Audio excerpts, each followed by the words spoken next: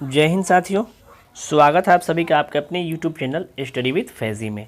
तो आज हम लेके आए हैं आप सभी के लिए 67वीं बीपीएससी से संबंधित बीपीएससी प्रारंभिक परीक्षा के एक महत्वपूर्ण प्रश्न पत्रों का सेट। इस सेट से हम इस वीडियो में 75 प्रश्नों को कवर करेंगे और बचे हुए 75 प्रश्नों को अगले वीडियो में कवर करेंगे। ये जो सेट लिया गया है ये आपको एडुटेरिया बुक से लिया गया है, जिससे अधिकांशतः प्रश्न परीक्षा में आने की संभावना रहती है। तो चलिए वीडियो को शुरू करते हैं। वीडियो को शुरू करने से पहले आप सबों से एक छोटा सा रिक्वेस्ट है, अगर अभी तक आपने मेरे चैनल को सब्सक्राइब नहीं किया है तो चैनल को सब्सक्राइब कर ले और ज़्यादा से ज़्यादा दोस्तों तो शेयर करें ताकि आपका सपोर्ट हमें मिल सके। तो चलिए बिना रुके वीडियो को शुरू करते हैं और बढ़ते हैं प्रश्न की ओर। तो चलिए देख सकते हैं प्रश्न और शुरू करते हैं। व्याख्या सहित हम देखेंगे। संविधान के किस अनुच्छेद के तहत राष्ट्रपति संसद का संयुक्त अधिवेशन बुलाने का अधिकार है? यानी भारत के जो राष्ट्रपति हैं उनको भारतीय संविधान के किस अनुच्छेद के तहत संसद का संयुक्त अधिवेशन बुलाने का अधिकार इनको प्राप्त है? तो इसका जो सही उत्तर हो जाएगा वो हो जाएगा ऑप्शन नंबर बी अनुच्छेद 108। यदि संसद के दोनों सदनों के बीच धन विधेयक को छोड़कर किसी विधेयक को पारित करना हो और उसमें विवाद उत्पन्न होता है, अगर निर्णय नहीं हो पाता है तो अनुच्छेद 108 के तहत राष्ट्रपति जो होता है वह संयुक्त अधिवेशन बुला सकता है। लेकिन संयुक्त अधिवेशन बुलाता तो राष्ट्रपति है, लेकिन इसकी जो अध्यक्षता करता है वह इसकी अध्यक्षता कौन करेगा? तो स्पीकर जो होंगे, स्पीकर यानी लोकसभा जो अध्यक्ष होगा वही इसकी अध्यक्षता करता है। बुलाते तो है राष्ट्रपति, लेकिन अध्यक्षता कौन करेंगे? लोकसभा अध्यक्ष। चलिए बढ़ते हैं अगले प्रश्न की तरफ। दूसरा प्रश्न है, निम्नलिखित में से कौन भारत के राष्ट्रपति के चुनाव में निर्वाचक मंडल के सदस्य नहीं होते हैं? कौन सा जो सदस्य हैं वह राष्ट्रपति का जब चुनाव होगा तो उसमें निर्वाचक मंडल का सदस्य नहीं होता है? तो ऑप्शन आप देख सकते हैं, लोकसभा के निर्वाचित सदस्य, राज्यसभा के निर्वाचित सदस्य, राज्यसभा के निर्वाचित सदस्य, उसके बाद राज्य विधान परिषद के निर्वाचित सदस्य। तो इसका जो सही उत्तर हो जाएगा वो इसका उत्तर हो जाएगा आपका राज्य विधान परिषद के निर्वाचित सदस्य। यानी लोकसभा के निर्वाचित सदस्य तो भाग लेते ही हैं, राज्यसभा के निर्वाचित सदस्य भाग लेते हैं, राज्य विधानसभा के निर्वाचित सदस्य भाग लेते हैं, लेकिन ये जो है राज्य विधान परिषद के जो निर्वाचित सदस्य होते हैं वह राष्ट्रपति के चुनाव में निर्वाचक मंडल के सदस्य के रूप में भाग नहीं ले सकते हैं। चलिए बढ़ते हैं अगले प्रश्न की तरफ। अगला प्रश्न है, नीति निर्देशक तत्व के संदर्भ में गलत कथन को चुनना है। 4 स्टेटमेंट दिया हुआ है, 5 स्टेटमेंट, और उसमें से आपको कौन सा स्टेटमेंट गलत है इसको आपको चुनना है। नीति निर्देशक तत्व जो है वह नीति निर्देशक तत्व हमारे भारतीय संविधान में किस देश से लिया गया है? तो यह जो है आयरलैंड के संविधान से लिया गया है। तो चलिए देखते हैं प्रश्न को, कौन सा कथन गलत है? तो संविधान के भाग 4 में इसका उल्लेख किया गया है, बिल्कुल सही है। आयरलैंड के संविधान से ग्रहण किया गया है, ये भी बिल्कुल सही है। डॉक्टर अम्बेडकर ने इन्हें संविधान की अनोखी विशेषता कहा है, ये भी बिल्कुल सही है। इन्हें लागू करने के लिए न्यायालय में ले जाया जा सकता है। तो ये जो स्टेटमेंट है यह पूर्णतः क्या है? गलत है। यानी नीति निर्देशक तत्वों को लागू करने के लिए न्यायालय में प्रवर्तन नहीं किया जा सकता है। तो इसका जो सही उत्तर हो जाएगा वो हो जाएगा ऑप्शन नंबर 4। चलिए बढ़ते हैं अगले प्रश्न की तरफ। अगला प्रश्न है, किस समिति ने पंचायतों को आर्थिक रूप से आत्मनिर्भर बनाने की सिफारिश की? किस समिति ने पंचायतों को आर्थिक रूप से आत्मनिर्भर बनाने की सिफारिश की थी? तो इसका जो सही उत्तर हो जाएगा वो आप देख सकते हैं, बलवंत राय मेहता समिति, अशोक मेहता समिति, ML सिंघवी समिति और P थुंगन समिति। तो बलवंत राय मेहता समिति तो पंचायती राज, अशोक मेहता समिति पंचायती राज से है, एक द्वितीय स्तरीय से, एक तृतीय स्तरीय से है। लेकिन यहाँ बात है कि आर्थिक रूप से आत्मनिर्भर बनाने की। तो इसका जो सही उत्तर हो जाएगा वो हो जाएगा LM सिंघवी समिति। LM सिंघवी समिति की रिपोर्ट के अनुसार ही सभी पंचायतों को आर्थिक रूप से आत्मनिर्भर बनाने की सिफारिश की गई थी। तो इसका जो सही उत्तर हो जाएगा वो हो जाएगा LM सिंघवी समिति। चलिए बढ़ते हैं अगले प्रश्न तरफ। ये देख सकते हैं अगला प्रश्न है, किस संविधान संशोधन के द्वारा मौलिक कर्तव्यों को संविधान में जोड़ा गया? किस संविधान संशोधन के द्वारा मौलिक कर्तव्यों को संविधान में जोड़ा गया? तो इसका सही उत्तर हो जाएगा 42वें संविधान संशोधन। 42वें संविधान संशोधन के द्वारा मौलिक कर्तव्यों को संविधान में जोड़ा गया। किस अनुच्छेद के तहत संविधान संशोधन की प्रक्रिया अपनाई जाती है? तो ये भी हम लोग जानते हैं कि अनुच्छेद 368 के तहत संविधान में संशोधन किया जाता है। और 42वें संविधान संशोधन को लघु संविधान भी कहा जाता है, क्योंकि संविधान में अधिकांशतः जो चीज़ें जोड़ी गई वह 42वें संविधान के संशोधन के द्वारा ही जोड़ा गया। चलिए बढ़ते अगले प्रश्न तरफ। अगला प्रश्न है, संविधान के भाग 12 में किससे संबंधित प्रावधान किया गया है? भारतीय संविधान के भाग 12 में किससे संबंधित प्रावधान किया गया है?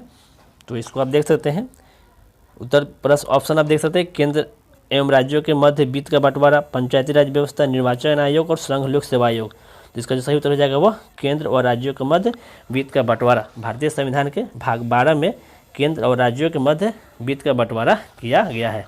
अभी भारतीय संविधान में कितने भाग हैं? तो 25 भाग हो चुके हैं भारतीय संविधान के, 25 भाग, और लगभग 495 प्लस अनुच्छेद हो चुके हैं और 12 अनुसूचियां हैं। चलिए बढ़ते अगले प्रश्न तरफ।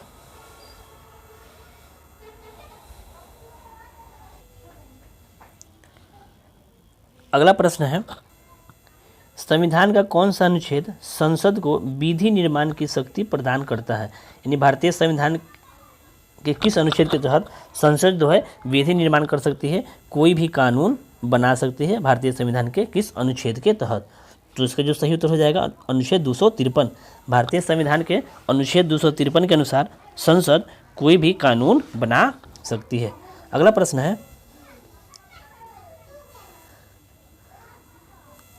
है,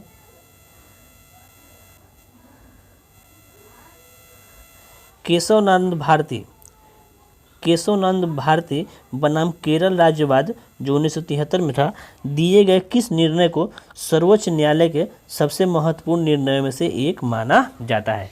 केशवनंद भारती बनाम केरल राज्यवाद 1976 में दिए गए निर्णय को सर्वोच्च न्यायालय के सबसे महत्वपूर्ण निर्णयों में से माना जाता है। तो वह कौन सा निर्णय था? तो इसका जो सही उत्तर हो जाएगा वो हो जाएगा सी, संविधान की आधारभूत संरचना का सिद्धांत। संविधान की आधारभूत संरचना का सिद्धांत जो था वह केशवनंद भारती बनाम केरल राज्यवाद 1973 में दिए गए निर्णय को सर्वोच्च न्यायालय द्वारा दिए गए निर्णय को सबसे महत्वपूर्ण निर्णय माना जाता है। अगला प्रश्न है, भारतीय संविधान के भाग 17 में संघ के शासकीय प्रायोजनों के लिए प्रयोग किए जाने वाले अंकों का वर्णन है। यह निम्नलिखित में से कौन सा है? कौन सा जो है वह भारतीय संविधान के भाग 17 में शासकीय प्रयोजनों के लिए प्रयोग किया गया अंक है? तो इसका जो सही उत्तर हो जाएगा वो हो जाएगा 9, भारतीय अंकों का अंतर्राष्ट्रीय रूप। नेक्स्ट प्रश्न है,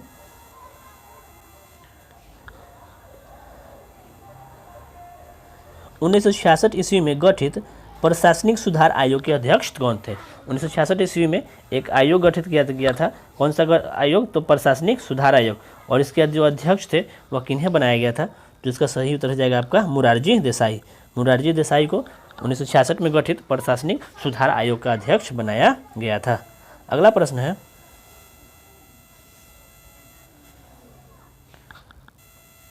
राज्यपाल के संबंध में होगा। राज्यपाल के संबंध में गलत कथन को विचार कीजिए। यानी आपको चुनना है कि राज्यपाल से संबंधित कौन सा कथन जो है वो राज्यपाल से संबंधित नहीं है। तो वेतन राज्य की संचित निधि से दिया जाता है, तो ये बिल्कुल सही है।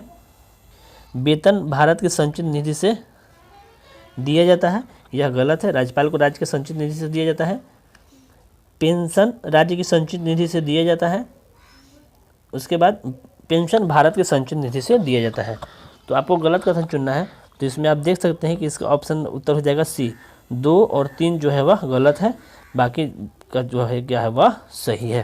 तो इसका ऑप्शन क्या उत्तर क्या हो जाएगा? 2C, 2 और 3। बढ़ते अगले प्रश्न तरफ।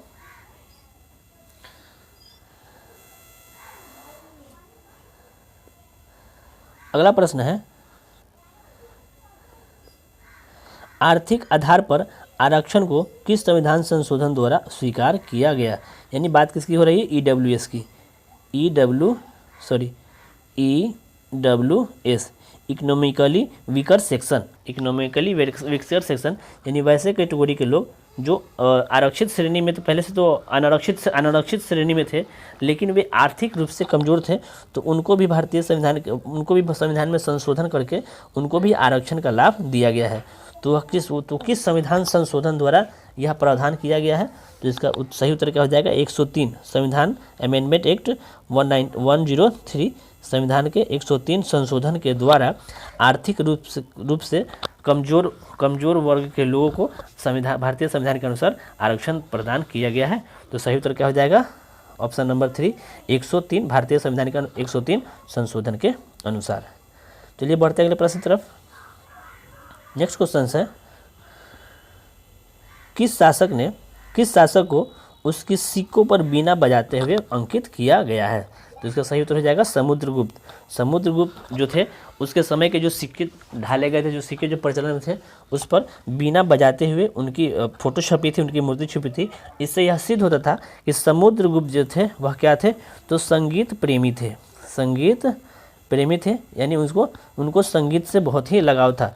तो इससे यह साबित होता है समुद्रगुप्त के जो सिक्के थे उस पर बिना उनकी फ़ोटो जो है वह बीना बजाते हुए उनका अंकन किया गया है, और इससे यह सिद्ध होता है कि वह संगीत के प्रेमी थे। अगला प्रश्न है, वैदिक काल में आजीवन विवाहित रहने वाली कन्याओं को क्या कहा जाता था? यानी यह जो अविवाहित रहने की जो प्रचलन है वह वैदिक काल से ही आ रही, प्राचीन काल से ही आ रही है। तो वैदिक काल में वैसी महिलाएं जो आजीवन अविवाहित रहती थी, कभी शादी नहीं करती थी, तो उसे क्या कहा जाता था? तो उसे कहा जाता था अमाजु। आजीवन अविवाहित रहने वाले, वैदिक काल में आजीवन अविवाहित रहने वाले कन्याओं को अमाजु कहा जाता था। अगला प्रश्न है,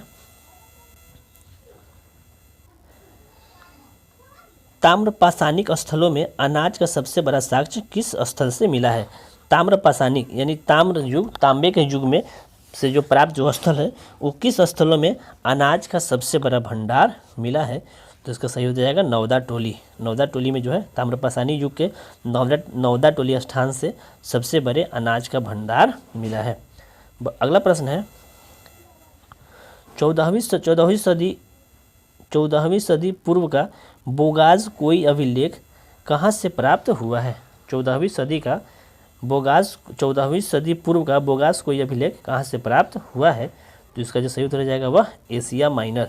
एशिया माइनर से जो है 14वीं सदी का पूर्व का बोगाज कोई अभिलेख प्राप्त हुआ है। अगला प्रश्न है, निम्नलिखित में से किस शासक ने संपूर्ण श्रीलंका पर विजय प्राप्त किया था? निम्नलिखित में से इन चारों शासकों में से कौन सा ऐसा शासक था जो पूरे श्रीलंका पर विजय प्राप्त किया था? तो इसका जो सही उत्तर हो जाएगा वह राजेंद्र प्रथम। राजेंद्र प्रथम ने जो थे वह संपूर्ण श्रीलंका पर विजय प्राप्त किया था। अगला प्रश्न है, भारत छोड़ो आंदोलन के संबंध में निम्नलिखित में से कौन सा कथन सही नहीं है? तो यहाँ चार स्टेटमेंट है और उसमें से चुनना है कि भारत छोड़ो आंदोलन कब हुआ था? तो 1942 में यह भारत छोड़ो आंदोलन हुआ था, और इसके प्रमुख नेतृत्वकर्ता कौन थे? तो महात्मा गांधी जो थे इनके प्रमुख नेतृत्वकर्ता थे। तो इससे संबंधित देखना है हमको कि कौन सा कथन सही नहीं है। तो इस आंदोलन का नारा क्या था? तो करो या मरो का नारा किसने दिया था? महात्मा गांधी। और यह किस समय दिए थे? तो भारत छोड़ो आंदोलन के समय यह नारा दिए थे। तो बिल्कुल सही है। आंदोलन का प्रस्ताव जवाहरलाल नेहरू ने पेश किया था। तो सही बात है, आंदोलन का जो प्रस्ताव था वह जवाहरलाल नेहरू ने ही पेश किया था। ब्रिटिश हुकूमत द्वारा ऑपरेशन 10 आवर चलाया गया था। ऑपरेशन 10 आवर 0 आवर चलाया गया था। तो ये भी सही है।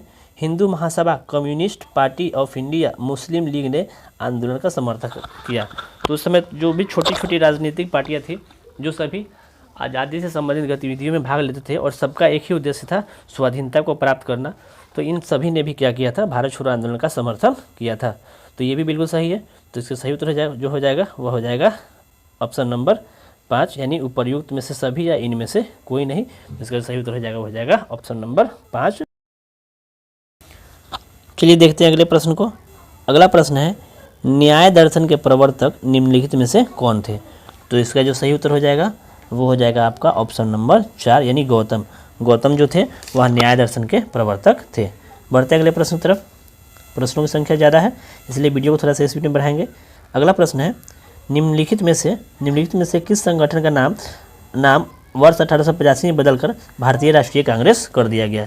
तो पहले जो था इसका नाम कुछ और था, लेकिन 1885 ईस्वी में इसका नाम बदलकर भारतीय राष्ट्रीय कांग्रेस कर दिया गया था। तो इसका जो सही उत्तर हो जाएगा वो हो जाएगा आपका ऑप्शन नंबर ए भारतीय राष्ट्रीय संघ। भारतीय राष्ट्रीय कांग्रेस जो था वह पहले भारतीय राष्ट्रीय संघ के रूप में कार्य करता था, संगठन के नाम से कार्य करता था, लेकिन 1885 ईस्वी में इसका नाम बदलकर क्या कर दिया गया? भारतीय राष्ट्रीय कांग्रेस कर दिया गया। और हमारा जो अंतोगत हुआ 1947 में जब भारत आज़ाद हुआ तो सबसे बड़ी देन जो थी इसी संगठन की, इसी पार्टी की थी जो हमारा देश आज़ाद हुआ। चलिए बढ़ते अगले प्रश्न की तरफ। अगला प्रश्न है सुभाष चंद्र बोस के बारे में निम्नलिखित में से गलत कथन का चयन करना है। यहाँ जो भी कथन दिया हुआ है उसमें यह चयन करना है कि कौन सा कथन जो है सुभाष चंद्र बोस से संबंधित नहीं है। तो देख सकते हैं आप 1938 ईस्वी एवं 1939 में कांग्रेस के अध्यक्ष बने थे।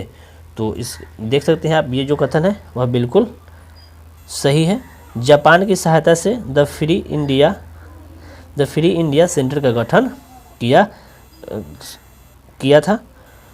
21 अक्टूबर 1943 को सिंगापुर में आज़ाद हिंद सरकार का गठन किया था। ये भी सही है। उन्होंने तुम मुझे खून दो मैं तुम्हें आज़ादी दूंगा, ये भी सही थी। तो ये जो कथन है वह क्या है? गलत है। जापान की सहायता से नहीं बल्कि किसी की सहायता से, सिंगापुर की सहायता से द फ्री इंडिया सेंटर का गठन सुभाष चंद्र बोस ने किया था। तो इसका जो सही उत्तर हो जाएगा वो हो जाएगा ऑप्शन नंबर बी। बढ़ते अगले प्रश्न की तरफ। अगला प्रश्न है मशस्त जागीर की शुरुआत किस मुगल शासक ने किया था? मशस्त जागीर की शुरुआत किस मुगल शासक ने किया था? तो इसका सही उत्तर हो जाएगा क्या हो जाएगा? जहांगीर जो था वह इसी के समय चित्रकला जो था अपने चरमोत्कर्ष पर था और चित्रकला का स्वर्ण युग कहा जाता है किसके काल को? जहांगीर के काल को। तो मशस्त जागीर की शुरुआत किस मुगल शासन काल में हुई थी? तो इसका सही उत्तर हो जाएगा इसका सही उत्तर हो जाएगा जो औरंगजेब। जहांगीर नहीं, क्या होगा? औरंगजेब। बढ़ते अगले प्रश्न की तरफ। इब्न बतूता किस सुल्तान के शासनकाल में भारत आया था? इब्न बतूता जो था वह किस सुल्तान के शासनकाल में भारत आया था? तो किसके शासनकाल में आया था? तो मोहम्मद बिन तुगलक के शासनकाल में आया था। और मोहम्मद बिन तुगलक के बारे में कहा गया है कि यह सभी सुल्तानों में सबसे बड़ा क्रूर और सबसे ज़्यादा क्रूर और सबसे बड़ा विद्वान भी था। और यह जब मरा तो एक स्टेटमेंट भी आया था कि अंततः इसको लोगों से और लोगों को इससे मुक्ति मिली। तो मोहम्मद बिन तुगलक जो था वह सभी विद्वानों में, सभी सुल्तानों में सबसे बड़ा विद्वान भी था। चलिए बढ़ते अगले प्रश्न की तरफ। अगला प्रश्न है दिल्ली षड्यंत्र केस के नाम से प्रसिद्ध लॉर्ड हार्डिंग पर बम हमले में किसे फांसी दी गई? तो इसका सही उत्तर हो जाएगा वो दे सकते हैं बसंत कुमार बिश्वास, बाल मुकुंद, अवध बिहारी, मास्टर अमीचंद। और इनमें से कोई नहीं है एक से अधिक। तो एक से अधिक व्यक्तियों को मास्टर अमीचंद, अवध बिहारी लाल, बसंत कुमार बिश्वास और बाल मुकुंद सभी को इसमें क्या किया गया था? फांसी की सजा हुई थी। बढ़ते अगले प्रश्न की तरफ।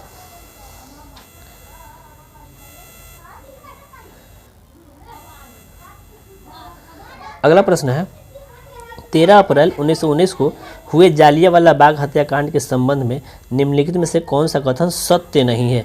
यानी असत्य कथन की पहचान आपको करना है। तो हम चलिए कथन को देखते हैं। रॉलेट एक्ट के तहत सत्यपाल एवं किचलू की गिरफ्तारी के विरोध में यह सभा चल रही थी। तो बिल्कुल सही है। 1919 ईस्वी में जब एक काला कानून पारित किया गया था अंग्रेजों के द्वारा, जिसे हम लोग रॉलेट एक्ट, जिसे जो है वो रॉलेट एक्ट कहा गया था, बिना अपील और बिना दलील का कानून। तो उसके विरोध में जब उसका विरोध प्रदर्शन हुआ तो उसमें क्या किया गया था? सत्यपाल किचलू को गिरफ्तार कर लिया गया था। उसी के विरोध में अमृतसर के जल्ली व्यक्ति का जो बाग था उसी में एक सभा हो रही थी। उसके बाद जनरल डायर ने शांतिपूर्ण सभा पर क्या कर दिया था? तो गोली चलाने का आदेश दे दिया। ये भी बिल्कुल सही है। हत्या की जांच के लिए हंटर कमेटी गठित की गई। तो ये भी बिल्कुल सही है। आपको गलत कथन का पहचान करना है, कौन सा कथन सत्य नहीं है। तो उसके बाद जनरल डायर को भारत सरकार में पदोन्नति दी गई थी। ये क्वेश्चन जो है क्या है, गलत है। भारत सरकार में नहीं बल्कि ब्रिटिश सरकार में जो है वह जनरल डायर को पदोन्नति, इस क्रूर घटना के लिए ब्रिटिश सरकार ने उन्हें पदोन्नति भी दिया था। तो चलिए बढ़ते हैं अगले प्रश्न की तरफ। अगला प्रश्न है, किस प्रसिद्ध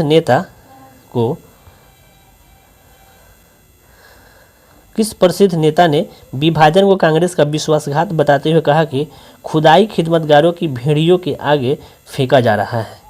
किस प्रसिद्ध नेता ने विभाजन को कांग्रेस का विश्वासघात बताते हुए कहा कि खुदाई खिदमतगारों को भेड़ियों के आगे फेंका जा रहा है? तो इसका जो सही उत्तर हो जाएगा वो हो जाएगा खान अब्दुल गफ्फार खान। खान अब्दुल गफ्फार खान ने कहा था कि कांग्रेस का यह जो विश्वासघात है यह खुदाई खिदमतगारों को भेड़ियों के आगे फेंका जा रहा है। और किस वक्तव्य में यह कहा था? तो जब भारत का विभाजन हुआ गया, भारत और पाकिस्तान दो राज्य को क्या कर दिया गया, बांट दिया गया, तब यह कथन कहा गया था। अगला प्रश्न है, विजयनगर साम्राज्य में 58 से क्या अभिप्राय था? विजयनगर साम्राज्य में 58 से क्या अभिप्राय था? तो इसका सही उत्तर हो जाएगा राजस्व। राजस्व विभाग से संबंधित जो है वह 58 जो था यह बातें कही गई थी। अगला प्रश्न है, सल्तनतकालीन शासकों में सर्वप्रथम किसने दक्षिण राज्यों को सल्तनत काल में मिलाया? तो इसका जो सही उत्तर हो जाएगा वह हो जाएगा आपका इसका जो सही उत्तर हो जाएगा वह हो जाएगा गयासुद्दीन तुगलक। गयासुद्दीन तुगलक ने तो जो है वह सल्तनतकालीन शासकों में सर्वप्रथम दक्षिण राज्यों को जो है सल्तनत में मिलाया। किसने मिलाया? तो गयासुद्दीन तुगलक ने। अगला प्रश्न है, 1857 के स्वतंत्रता संग्राम में किस राजवंशों ने अंग्रेजों की सर्वाधिक सहायता किया था? इन भारतीयों के साथ विश्वासघात किया और अंग्रेजों की सहायता किया। तो ग्वालियर के जो सिंधिया शासक थे उन्होंने क्या किया? 1857 ईस्वी के क्रांति में अंग्रेजों का बढ़ चढ़कर साथ दिया और क्रांति को कमजोर करने में महत्वपूर्ण भूमिका निभाया। नेक्स्ट क्वेश्चन है, निम्नलिखित में से महात्मा गांधी के राजनीतिक गुरु की पहचान कीजिए। किस व्यक्ति को महात्मा गांधी का राजनीतिक गुरु कहा जाता है? तो इसका सही उत्तर हो जाएगा गोपाल कृष्ण गोखले। ऑप्शन नंबर 4 गोपाल कृष्ण गोखले को महात्मा गांधी का राजनीतिक गुरु कहा जाता है।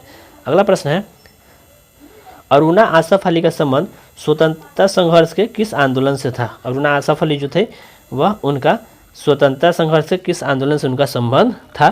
तो उसका सही उत्तर हो जाएगा भारत छोड़ो आंदोलन। अरुणा आसफ अली का सीधा संबंध किस आंदोलन से था? तो भारत छोड़ो आंदोलन से। अगला प्रश्न है, कलकत्ता में हिंदू कॉलेज के संस्थापक कौन थे? कलकत्ता में हिंदू कॉलेज के संस्थापक कौन थे? तो इसका सही उत्तर हो जाएगा आपका राजा राम मोहन राय। ऑप्शन नंबर 4 कलकत्ता में हिंदू कॉलेज के संस्थापक राजा राम मोहन राय है। और राजा राम मोहन राय को भारतीय पत्रकारिता का अग्रदूत भी कहा जाता है। चलिए बढ़ते अगले प्रश्न की तरफ। अगला प्रश्न है, निम्नलिखित में मित्र मेला संघ की स्थापना निम्नलिखित में से किसने की थी? मित्र मेला संघ की स्थापना निम्नलिखित में से किसने किया था? तो इसका सही उत्तर हो जाएगा BD सावरकर। विनय दामोदर सावरकर ने मित्र मेला संघ की स्थापना किया था। मित्र मेला संघ की स्थापना किसने किया था? तो विनय दामोदर सावरकर, BD सावरकर ने। अगला प्रश्न है,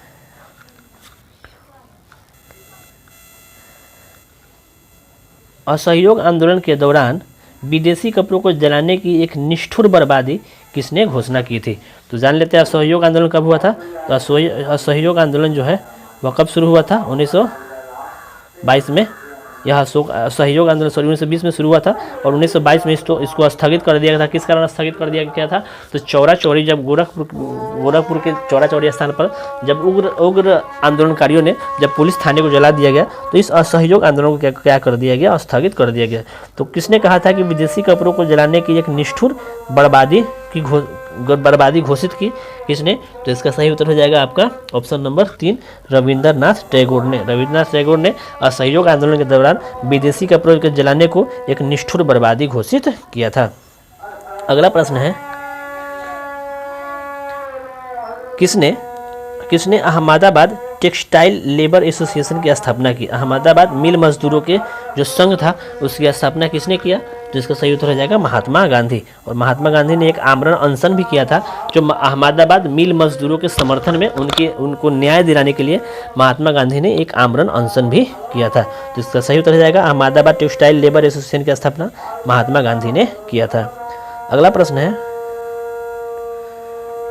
द्वितीय गोलमेज सम्मेलन में कांग्रेस का प्रतिनिधि किसे बनाया गया था? द्वितीय गोलमेज सम्मेलन में कांग्रेस का प्रतिनिधित्व किसने किया था? तो इसका सही उत्तर हो जाएगा महात्मा गांधी। महात्मा गांधी ने जो था कांग्रेस के जो है वह 1, 2, 3 गोलमेज सम्मेलन हुआ था, जिसमें द्वितीय गोलमेज सम्मेलन की अध्यक्षता किसने किया था प्रतिनिधि के रूप में?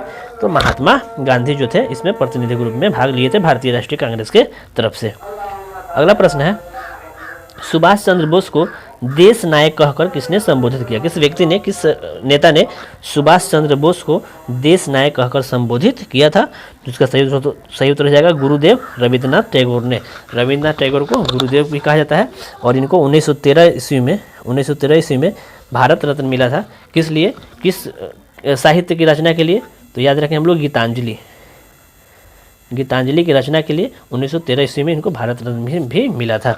अगला प्रश्न है, टीपू सुल्तान तथा अंग्रेजों के मध्य अंतिम युद्ध कब हुआ था? टीपू सुल्तान तथा अंग्रेजों के मध्य अंतिम युद्ध कब हुआ था? तो इसका सही उत्तर हो जाएगा आपका 1799 ईस्वी में टीपू सुल्तान तथा अंग्रेजों के मध्य युद्ध हुआ था और अंततः इसी युद्ध में टीपू सुल्तान क्या कर दिया? मारा गया। अगला प्रश्न है, निम्नलिखित ब्रिटिश प्रधानमंत्रियों में से किसने भारत में क्रिप्स मिशन भेजा था? तो इसका सही उत्तर हो जाएगा विंस्टन चर्चिल। विंस्टन चर्चिल ने जो है वह भारत में क्रिप्स मिशन भेजा था। कब भेजा था? तो 1942 ईस्वी में। और महात्मा गांधी ने क्रिप्स मिशन के बारे में कहा था कि यह एक डूबते हुए बैंक का चेक है और इसका भारत में जोरदार विरोध भी हुआ था। बढ़ते अगले प्रश्न की तरफ। अगला प्रश्न है, महात्मा गांधी और लॉर्ड इरविन के मध्य समझौता कब संपन्न हुआ? महात्मा गांधी और लॉर्ड इरविन के मध्य कब समझौता संपन्न हुआ? तो इसका जो सही उत्तर हो जाएगा वो हो जाएगा आपका ऑप्शन नंबर 2, 5 मार्च 1931 को। इसको हम लोग गांधी इरविन समझौता के नाम से भी जानते हैं। और यह कब संपन्न हुआ? तो 5 मार्च 1931 को। अगला प्रश्न है, जो 1857 क्रांति से होंगे। 1857 के विद्रोह के समय भारत का गवर्नर जनरल कौन था? तो इसका सही उत्तर हो जाएगा आपका ऑप्शन नंबर 4, लॉर्ड कैनिंग जो था। लॉर्ड डलहौजी के जस्ट बाद लॉर्ड कैनिंग गवर्नर जनरल बने थे और उसी के समय भारत का सबसे बड़ा सिपाही विद्रोह, जिसे हम लोग 1857 क्रांति के नाम से जानते हैं, यह घटित हुआ था। अगला प्रश्न है, केंद्रीयकृत नियोजन प्रणाली में उत्पादन के साधनों का स्वामित्व, संचालन, प्रबंधन एवं नियंत्रण किसके हाथों में होता है? केंद्रीयकृत नियोजन प्रणाली में उत्पादन के साधनों का स्वामित्व, संचालन, प्रबंधन, नियंत्रण किसके हाथों में होता है? तो इसका सही उत्तर हो जाएगा, ऑप्शन देख सकते हैं आप, बाजार द्वारा। ये भी बिल्कुल सही है, बाजार की तो आवश्यकता है। जब तक बाजार नहीं होगा आपका सामान बिकेगा कहाँ? केंद्रीय बैंकों का, केंद्रीयकृत इकाइयों का, निजी संगठनों का। तो सभी जो है वह उपयुक्त संसाधन है, महत्वपूर्ण संसाधन है। तो इसका जो सही उत्तर हो जाएगा वो ऑप्शन नंबर 5, उपर्युक्त में से कोई नहीं या एक से अधिक। अगला प्रश्न है, ग्रामीण एवं शहरी क्षेत्रों को संयुक्त कर संपूर्ण देश के लिए कितनी न्यूनतम कैलोरी ऊर्जा प्रति व्यक्ति प्रतिदिन निर्धारित की गई है? यानी ग्रामीण और शहरी क्षेत्रों को दोनों को संयुक्त कर दिया जाए तो न्यूनतम कितना कैलोरी ऊर्जा जो है वह प्रतिदिन प्रति व्यक्ति को चाहिए? तो इसका सही उत्तर हो जाएगा आपका 2250 कैलोरी ऊर्जा जो है वह ग्रामीण और शहरी क्षेत्रों को संयुक्त रूप से प्रतिदिन प्रति व्यक्ति के हिसाब से मिलनी चाहिए। यह एक औसत है। अगला प्रश्न है,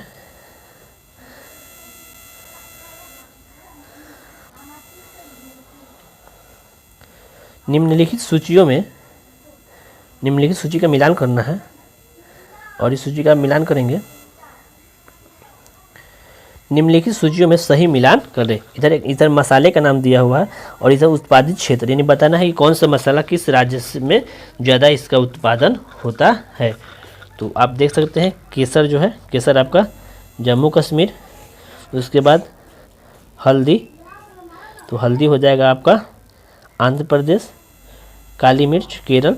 तो इस तरह सभी को आप मिलाएंगे और जो ये आपका जीरा हो जाएगा राजस्थान। तो इसका सही उत्तर हो जाएगा ऑप्शन नंबर 2। बढ़ते हैं अगले प्रश्न की तरफ। अगला प्रश्न है, किस कीमत को किसानों के लिए बीमा कीमत की संज्ञा दी गई है? किस कीमत को किसानों के लिए बीमा कीमत की संज्ञा दी गई है? तो इसका सही उत्तर हो जाएगा न्यूनतम समर्थन मूल्य यानी MSP। जो अभी किसान आंदोलन हुआ था वो इसी सब बातों के लिए हुआ था। तो MSP मतलब मार्केट सपोर्ट प्राइस, बाजार समर्थन मिनिमम सपोर्ट प्राइस, न्यूनतम समर्थन मूल्य। बढ़ते अगले प्रश्न तरफ। अगला प्रश्न है, राष्ट्रीय कृषि तथा ग्रामीण विकास बैंक यानी नाबार्ड की स्थापना किस समिति की अनुशंसा पर की गई थी? तो इसका सही उत्तर हो जाएगा आपका शिवरमन समिति। नाबार्ड की स्थापना कब हुई थी? तो इसको आप देखते हैं 1982 ईस्वी में। 1982 ईस्वी में इसकी स्थापना हुई थी। तो शिवरमन समिति की सिफारिश पर इसकी स्थापना, अनुशंसा पर इसकी स्थापना की गई थी। अगला प्रश्न है,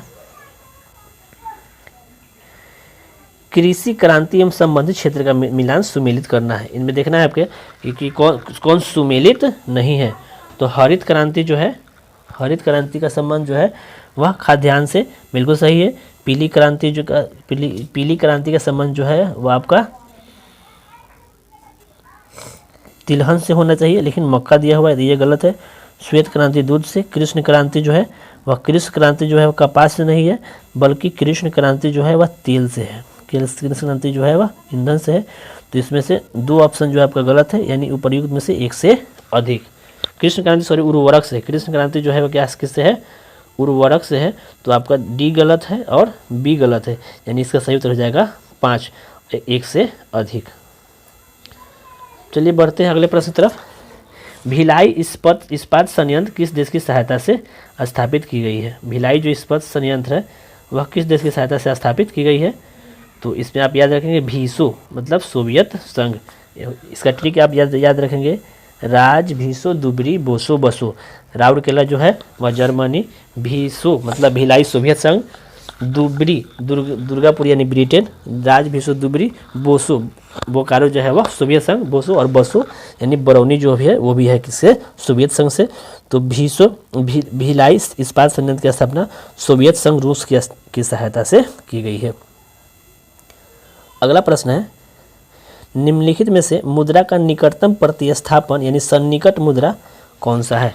तो इसका सही उत्तर हो जाएगा आपका उपर्युक्त में से कोई नहीं है, एक से अधिक, यानी सभी है। शेयर भी है, बॉन्ड भी है, सरकारी प्रतिभूतियाँ भी है और ऋण पत्र भी है, सभी है। तो इसका सही उत्तर हो जाएगा उपर्युक्त में से एक से अधिक। अगला प्रश्न है, यदि एक दी हुई समय अवधि में कीमतें तथा मौद्रिक आय दोनों दोगुनी हो जाए तो वास्तविक आय पर क्या प्रभाव पड़ेगा? यदि एक दी हुई समय अवधि में कीमत तथा मौद्रिक आय दोनों दोगुनी हो जाए तो वास्तविक आय पर क्या प्रभाव पड़ेगा? तो वास्तविक आय जो है क्या होगा? वह अपरिवर्तित रहेगा। इसका सही उत्तर हो जाएगा ऑप्शन नंबर 3। अगला प्रश्न है, आर्थिक सर्वेक्षण 2020-21 के अनुसार किस देश में सबसे अधिक गरीबी दर है? किस राज्य में? आर्थिक सर्वेक्षण 2020-21 के अनुसार देश के किस राज्य में सबसे अधिक गरीबी दर है? तो इसका सही उत्तर हो जाएगा आपका option number D, Chhattisgarh. Chhattisgarh में अभी भी जो है वह सबसे ज़्यादा गरीबी की दर मौजूद है आर्थिक सर्वेक्षण 2020-21 के अनुसार। तो एग्जाम दृष्टि से यह प्रश्न आपका अति महत्वपूर्ण होता है। अगला प्रश्न है, निम्नलिखित में से कौन सी एक उष्णकटिबंधीय सवाना प्रदेश की जलवायु की मुख्य विशेषता है? तो सवाना प्रदेश की जलवायु की मुख्य विशेषता निम्न से कौन है? तो वर्ष भर जल, केवल शीतकाल में वर्ष, अत्यंत अल्पकालीन शुष्क वर्ष, निश्चित शुष्क तथा आर्द्र ऋतु। तो इसका सही उत्तर हो जाएगा आपका अत्यंत अल्पकालीन शुष्क ऋतु होना चाहिए। किसके लिए? तो उष्णकटिबंधीय सवाना प्रदेश के लिए। बढ़ते नेक्स्ट प्रश्न की ओर। अगला प्रश्न है, निम्नलिखित में से किस राज्य की सीमा बांग्लादेश से नहीं मिलती है? बांग्लादेश से नहीं मिलती है तो आपको याद होना चाहिए कि कौन कौन से ऐसे राज्य हैं जो बांग्लादेश से मिलता है। तो बांग्लादेश से कौन कौन से राज्य मिलते हैं? तो आपका मिलता है असम, बंगाल, मिजोरम, त्रिपुरा और मेघालय, ये 5 जो राज्य हैं जो बांग्लादेश से मिलते हैं। और इसमें से कौन आपका नहीं है, तो ये आप ऑप्शन देख सकते हैं, मणिपुर जो है इसमें नहीं मिलता। बाकी मेघालय मिलता है, त्रिपुरा मिलता है, मिजोरम मिलता है, पश्चिम बंगाल मिलता है। उसके बाद मणिपुर जो है वह बांग्लादेश के सीमा से नहीं लगता है। भारत के जो 5 राज्य है वह आपका बांग्लादेश की सीमा से लगता है। अगला प्रश्न है, निम्नलिखित कथनों पर विचार करना है और इसको सुमेलित करना है। तो चलिए सुमेलित करते हैं हम लोग। निम्नलिखित पर विचार करें। गर्म और शुष्क जलवायु, हल्की और गीली सर्दी, सदाबहार और ओक के पेड़। तो प्रश्न कह रहा है कि उपरोक्त भौगोलिक विशेषताएं निम्नलिखित में से किस क्षेत्र की विशेषता है। यानी यहाँ 3 विशेषताएं दी हुई है और यह तीनों जो विशेषताएं हैं वह किस क्षेत्र के लिए सबसे उपयुक्त है। तो इसका जो सही उत्तर रह जाएगा वह भूमध्य सागरीय क्षेत्र के लिए गर्म एवं शुष्क जलवायु होनी चाहिए, हल्की और गीली सर्दी होनी चाहिए, सदाबहार ओक के पेड़ होनी चाहिए। तो इसका सही उत्तर हो जाएगा आपका भूमध्य सागरीय जलवायु क्षेत्र। अगला प्रश्न है, निम्नलिखित में कौन एक सही सुमेलित नहीं है। सब तो सुमेलित है, लेकिन कौन सा एक है जो सही सुमेलित नहीं है। तो देख सकते हैं आप, बारलाचा दर्रा, ये आपका कहाँ हो जाएगा, आपका बारलाचा दर्रा, सिपकिला दर्रा और माना दर्रा और जेलेब दर्रा। तो जेलेब दर्रा तो सिक्किम में है, माना दर्रा जो है वह सिक्किम में है। चलिए इसको देखते हैं। बारलाचा दर्रा हिमाचल प्रदेश में है, ये बिल्कुल सही है। बारलाचा दर्रा हिमाचल प्रदेश में है, सिपकिला दर्रा हिमाचल प्रदेश में है। माना दर्रा जो है ये आपका गलत है। जेलेब दर्रा आपका सिक्किम में है, माना दर्रा सिक्किम में नहीं, बल्कि ये जो दर्रा है वह किस राज्य में है, तो भारत के उत्तराखंड राज्य में माना दर्रा है।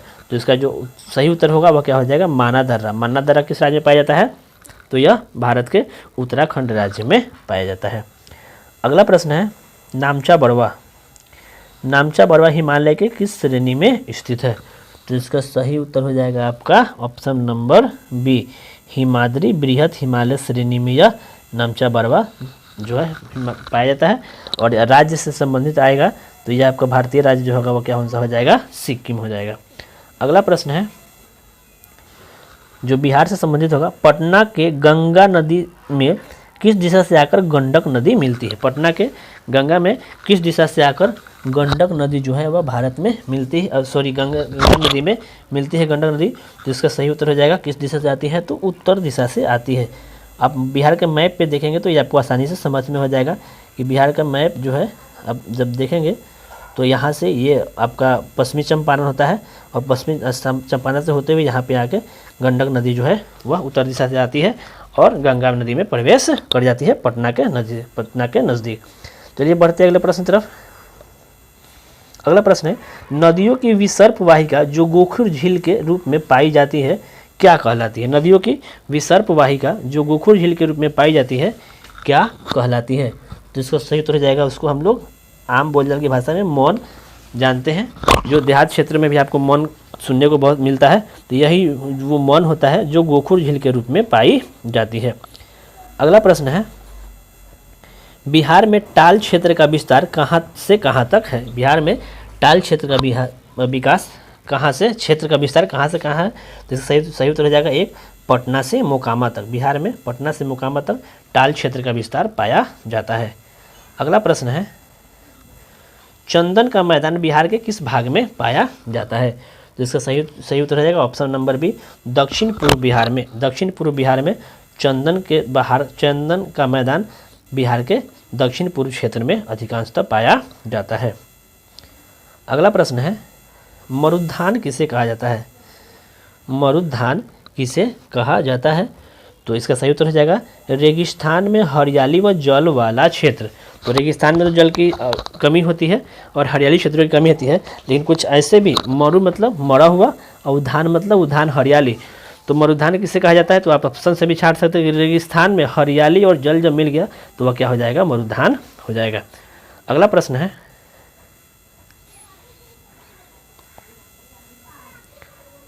दामोदर दामोदर घाटी निगम की स्थापना कब हुई?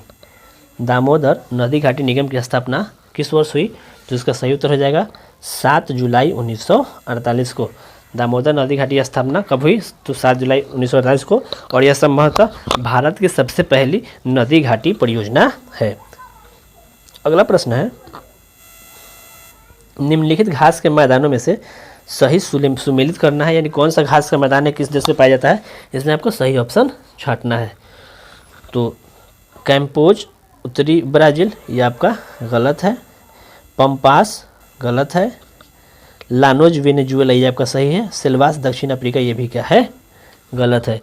तो इसका सही उत्तर हो जाएगा लानोज वेनेजुएला में पाया जाता है, यह बिल्कुल सही है। कैंपोज, अगर सही हम बात कर ले तो कैंपास जो है वह कहाँ पाया जाता है? दक्षिण अफ्रीका में। कैंपोज जो है दक्षिण ब्राज़ील में पाया जाता है। पंपास जो है अर्जेंटीना, और सिल्वास जो है वह अमेजन के बेसिन में पाया जाता है। तो ये बिल्कुल गलत दिया हुआ है, और इसका सही जो है लानोज वेनेजुएला, ये आपका बिल्कुल सही है। अगला प्रश्न है, हेलसिंकी किस यूरोपीय देश की राजधानी है? तो इसका सही हो जाएगा फिनलैंड। फिनलैंड की राजधानी कहाँ है? हेलसिंकी। अगला प्रश्न है, निम्न में से कौन सी ठंडी जलधारा नहीं, यानी देखना है जो भी जलधारा गर्म है, ठंडी नहीं है। तो जो है कनारीज की जलधारा ठंडी जलधारा है। हम्बोल्ट एक ठंडी जलधारा है। ओशियो जो एक ठंडी जलधारा है, और अलगुआस जो है वह क्या है? एक गर्म जलधारा है। तो सही उत्तर हो जाएगा आपका अलगुआस। अगुलहास जो है वह ठंडी जलधारा नहीं, बल्कि कैसी जलधारा है? यह एक गर्म जलधारा है। अगला प्रश्न है, आयतन की दृष्टि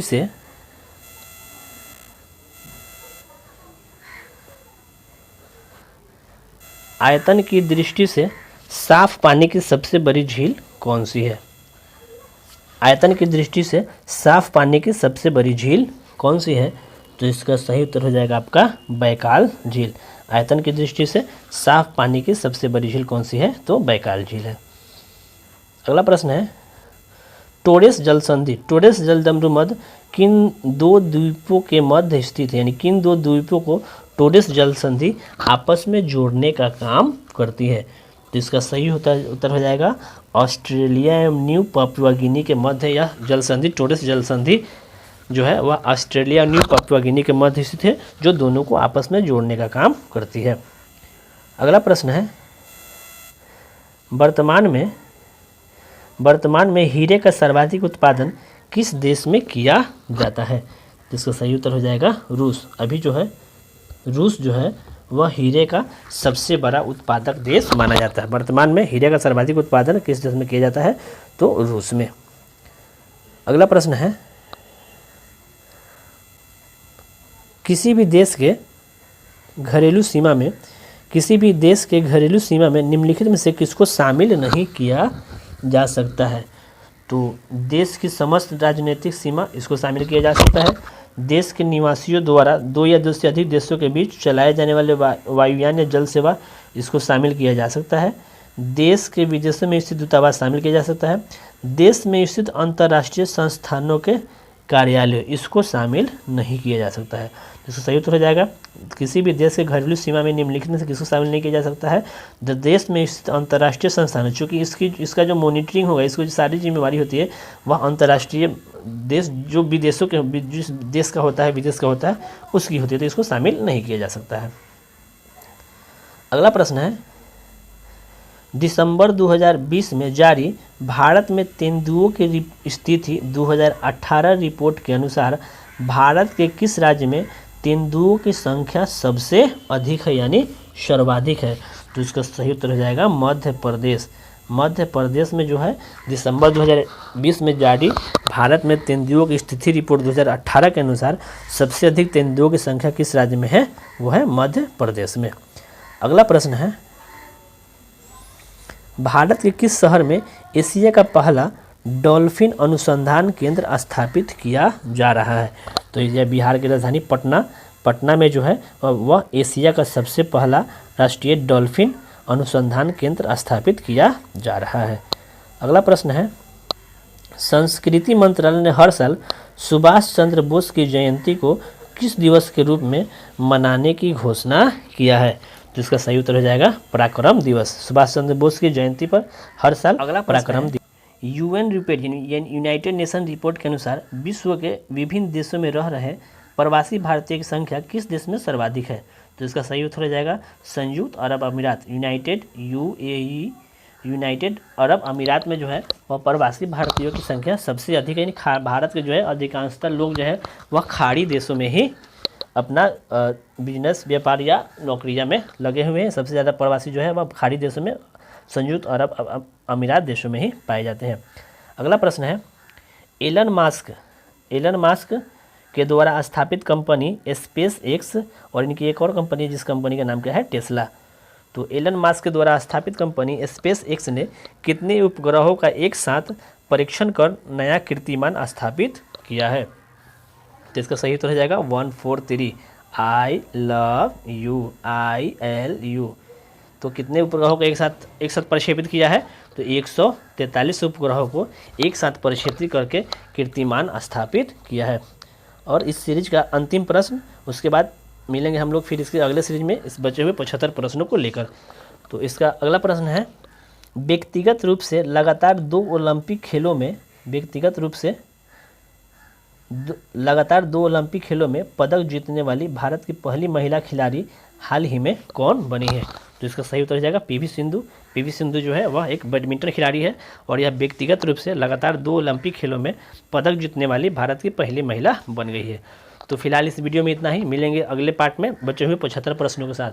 तो वीडियो कैसा लगा आपको? अगर अच्छा लगा हो तो ज़्यादा से ज़्यादा लाइक करें और अपने दोस्तों तो शेयर करें। अगर चैनल को सब्सक्राइब नहीं किया तो चैनल को सब्सक्राइब करें और हम लगातार बने रहेंगे आपको अति महत्वपूर्ण प्रश्नों के साथ। तब तक के लिए पढ़ते रहिए। जय हिंद।